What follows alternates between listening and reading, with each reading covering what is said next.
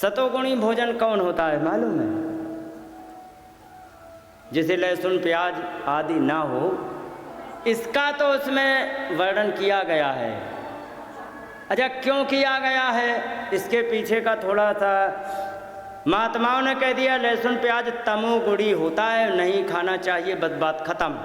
ठीक है, सबसे पहले हम तमोगुणी की परिभाषा बता दें। तमोगुण, सतोगुण, रजोगुण होता क्या है? ठीक है, तमोगुण वो होता है जहाँ पर केवल जोश से काम लिया जाता। जोश का मतलब गुस्सा आ गई, तुमने कर दिया, ना आगे का सोचा ना पीछे का।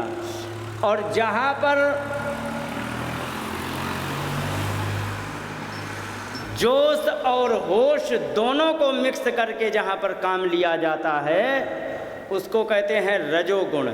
राजपूतों को तुम देख लेना, उनको गुस्सा भी आएगी तो समझ करके गुस्सा इस्तेमाल करेंगे, फालतू में नहीं जाके बैल की तरह ना, उसको भी समझ करके इस्तेमाल करेंगे।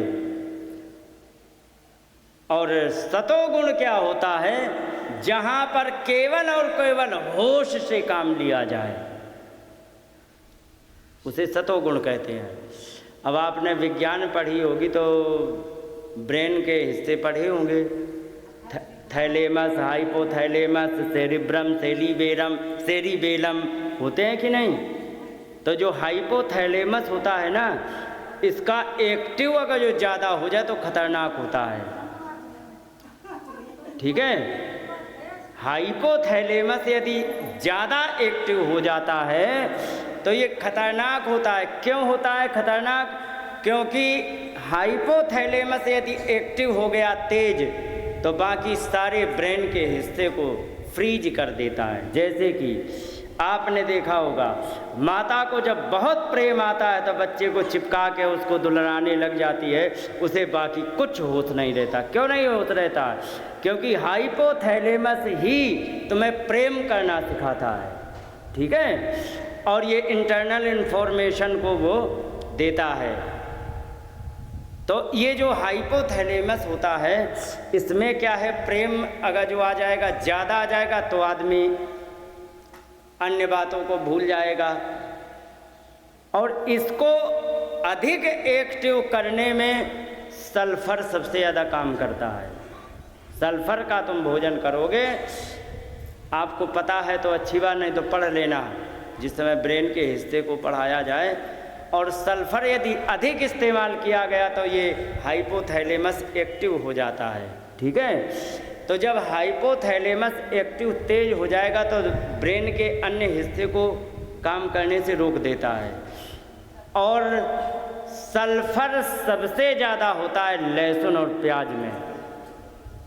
ठीक है, अगर जो लहसुन प्याज ज़्यादा खाया, सल्फर ज़्यादा गया तो उससे क्या है कि तुम्हारा हाइपोथैलेमस एक्टिव हो जाएगा।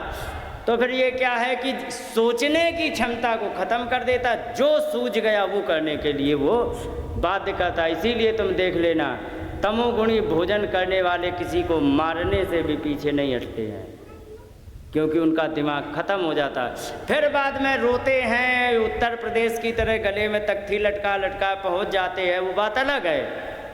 बाद में क्या होगा उसको तो फिर बाद में सोच पाते हैं। लेकिन वो इसीलिए कहते हैं मांस अधिक खाओगे दिमाग तमोगुणी बनेगा।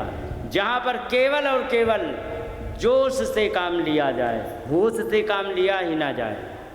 तो ये सब जोश से ही काम लिए जाते, जो मार देते हैं, ये कर देते हैं। तो ये जो सारे, अब इसके विस्तार से चर्चा यहाँ नहीं कर सकता हूँ क्योंकि ये है बड़ा लंबा कॉन्सेप्ट। अब 2 मिनट में हम कैसे तुम्हें समझा दें।